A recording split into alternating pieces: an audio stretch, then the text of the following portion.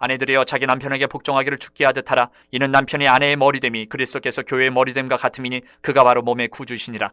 그러므로 교회가 그리스도에게 하듯 아내들도 범사에 자기 남편에게 복종할지니라.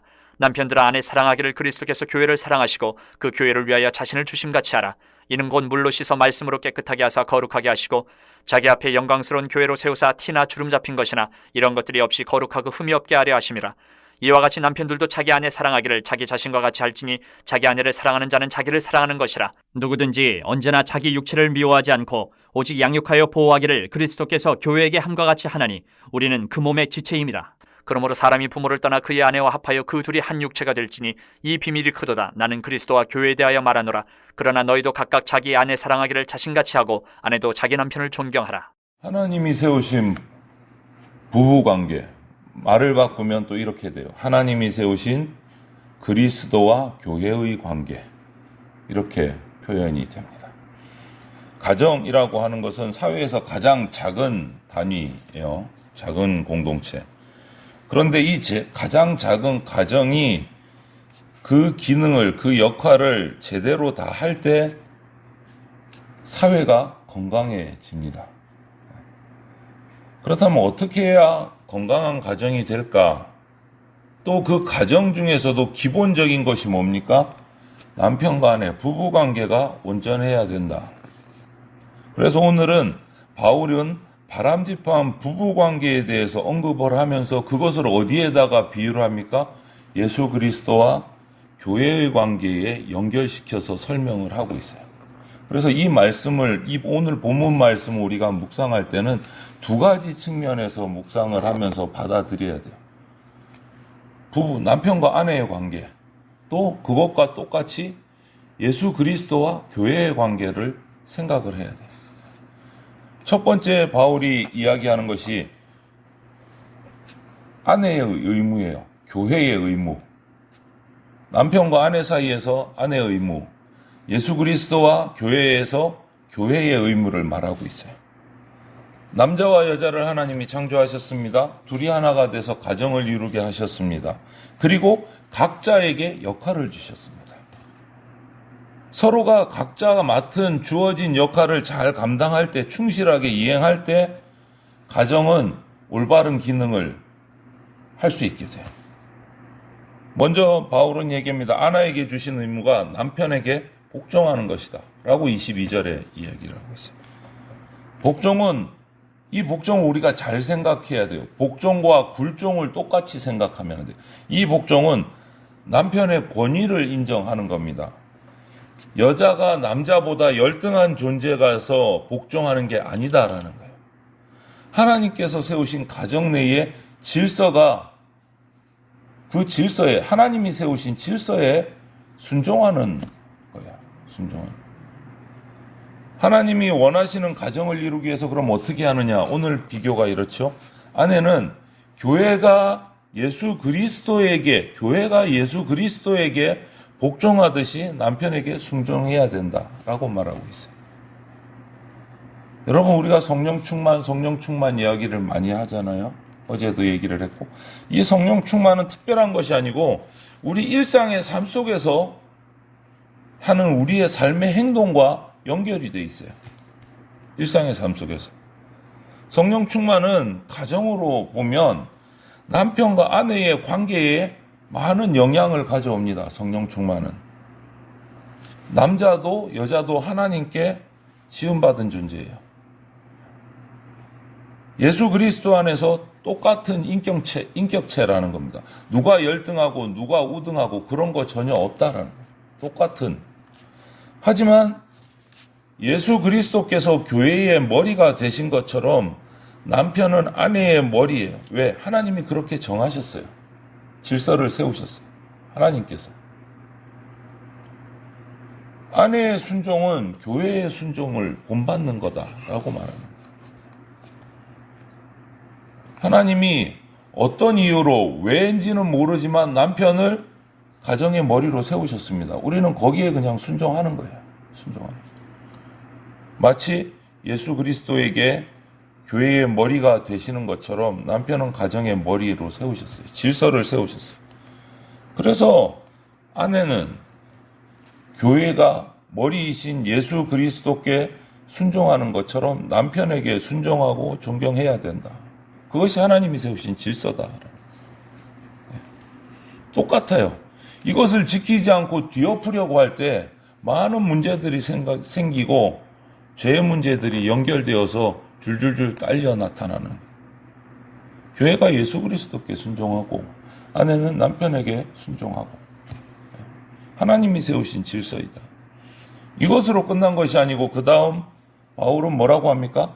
아내가 남편에게 취할 이런 태도를 언급하고 나서 이어서 바로 남편이 아내에게 해야 할 의무를 설명을 하고 있어요. 뭐죠? 남편들은 그리스도께서 교회를 위해서 자신을 목숨까지 내어주신 것처럼 아내를 사랑해야 된다. 이 사랑은 헌신적이고 무조건적인 사랑이에요. 남편이 해야 할 의무라는 거죠. 예수 그리스도께서는 자기 몸을 내어주기까지 교회를 사랑하셨습니다. 남편도 이렇게 헌신적으로 아내를 사랑해야 된다. 그렇게 돼야 아내 역시도 두려움 없이 남편에게 순종할 수 있게 된다. 이 둘이 같이 맞물려서 움직여야 된다는, 어느 한쪽만 치우쳐도 안 된다라는, 힘들어진다. 자신을 사랑하지 않는 사람이 어디 있어요? 자기 사랑은 누구나 있습니다. 그것처럼 남편은 아내를 자신처럼 사랑해야 된다. 자기처럼 사랑해야 된다.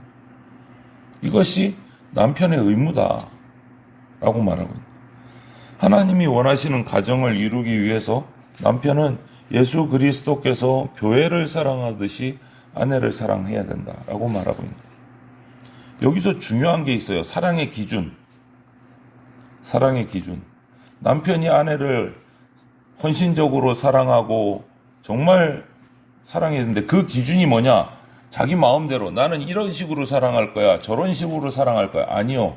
기준을 세워주셨어요. 남편의 아내 사랑의 기준은 예수 그리스도의 사랑의 기준이에요. 예수 그리스도의 사랑. 그 기준을 잘 지켜야 돼요. 나는 이렇게, 너는 저렇게. 아니요. 기준이 정해져 있어요.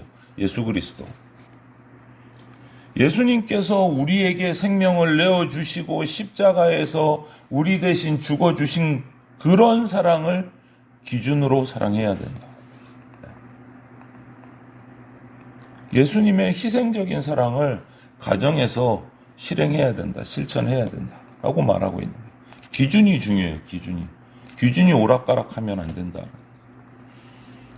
자신의 권위를 이용해서 아내를 무시하고 자녀들을 무시하는 거, 이거는 하나님이 주신 가정의 질서를 파괴하는 죄입니다.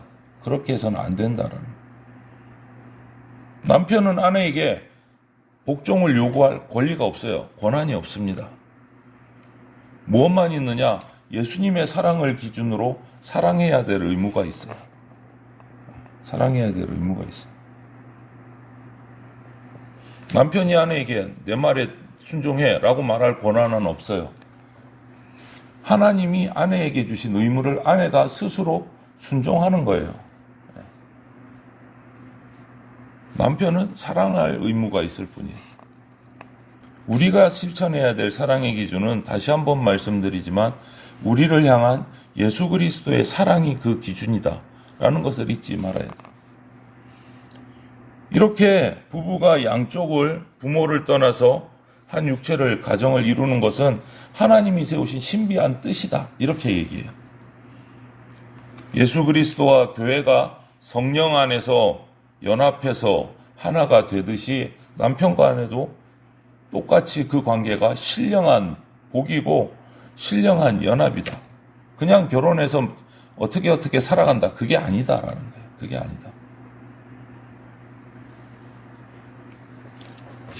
이 결혼을 통해서 그리스도와 교회의 하나됨을 통해서 우리는 신비한 비밀을 이 땅에서 깨달을 수가 있습니다. 오늘 본문에도 나오잖아요.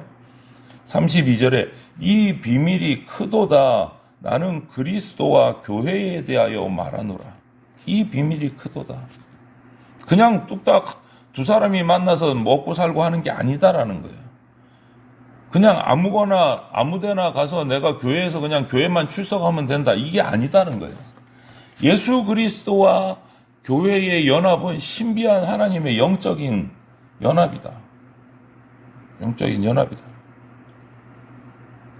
이것을 통해서, 가정을 통해서, 교회와 예수 그리스도의 연합을 통해서 하나님의 구원 계획, 구원의 원리, 예수님과 그런 것들을 보여주는 통로라는 거예요. 그 공동체가. 이 공동체를 통해서 하나님의 창조 원리가 교회와 가정을 통해서 나타납니다. 그리고 하나님께서 거듭남의 모습이, 이 재창조의 모습이 또 그 가운데서, 그 공동체 가운데서 나타나요. 구원 계획이 거기서 나타나요. 그것을 경험하고 있어요. 경험하는. 그렇게 되려면 예수 그리스도와 교회의 이 공동체가 하나님의 말씀에 순종해야 됩니다. 남편과 아내가 하나님의 말씀에 순종할 때 그 열매들을 경험할 수 있게 되는 거예요. 그래서 우리가 기도하는 거예요. 짝믿음의 가정을 위해서 기도하는 게, 그 믿지 않는 아내, 믿지 않는 남편이 믿음을 가지는 거 중요합니다. 그런데 그게 단순히 그 한 사람의 영혼만을 위한 게 아니고 그가 속해 있는 가정과 자녀들과 그 관계가 하나님 앞에 복받는 거예요. 그래서 끊임없이 기도하는 거예요. 짝믿음의 가정들이 온전한 가정 되게 해달라고. 서로 존경하고, 서로 복종하고, 서로 희생하면서 사랑하고, 예수 그리스도의 기준을 따라서. 교회도 동일합니다. 하나님의 말씀에 순종해서 예수 그리스도의 희생적인 사랑을 받고 철저하게 예수님께 순종하는 관계. 서로 사랑하고 서로 보듬어주는 관계. 이것이 이루어질 때 그 가정이, 그 교회 공동체가 천국의 기쁨을 맛보게 된다라고 말씀하고 있는 거예요. 모든 관계의 기본인 가정에서부터 하나님의 주시는 은혜가 이렇게 교회까지 이르러서 나타난다. 우리 그리스도인의 삶 전체는 예수 그리스도께 속한 겁니다. 그렇다면 마찬가지로 내가 속한 가정도, 가문도 그리스도의 것이에요. 내 것 아니에요. 내 가정, 내 식구, 이거 아니다라는 거예요. 맞지만 그게 다가 아니고 그 식구, 그 가정이 하나님의 것이다. 그 가정 중심에, 그 교회 공동체의 중심에 항상 예수 그리스도가 계시도록 해야 된다. 가정의 목적을, 교회의 목적을 그냥 행복하게 잘 먹고 잘 사는 거, 거기에만 둔다면 오히려 진짜 행복은 누릴 수가 없어져요. 반면에 예수님이 그 가정의 주인이 되실 때, 그 교회의 올바른 머리로 세워지실 때 모든 것이 그 공동체에서 제자리를 찾아간다. 따라서 우리는 신앙이 제대로 선 가정을 이루도록 노력해야 되고, 신앙이 제대로 자리 잡힌, 기준이 제대로 자리 잡힌 교회 공동체가 되도록 노력해야 돼요. 남편이 중심이고 교회의 목사가 중심이고 이거는 아니다라는 거예요. 교회의 중심, 가정의 기준은 누구냐? 예수 그리스도입니다. 예수 그리스도. 이 중요성을 아무리 반복해서 강조를 해도 이거는 지나치지 않아요. 계속 강조해야 되는 거예요. 중심에 예수 그리스도가 계셔야 돼요.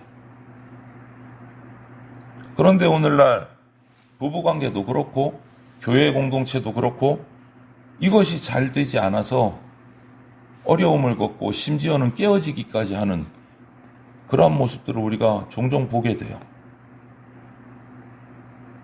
부부이든 교회이든 하나님이 세우신 모습을 따라 주 안에서 예수 그리스도의 사랑을 기준으로 하나 되어야 합니다. 하나 되어야 돼요. 그것을 위해서 우리가 기도하고 강구하고 노력하고 섬겨야 되는 거예요. 이 화목한 가정, 화목한 교회 공동체를 통해서 교회와 가정이 화평을 이루고 하나님께 영광 돌리고 천국의 기쁨을 맛보는 여러분들의 가정이 되시고 우리 교회가 되기를 주님의 이름으로 축원을 드립니다. 아멘.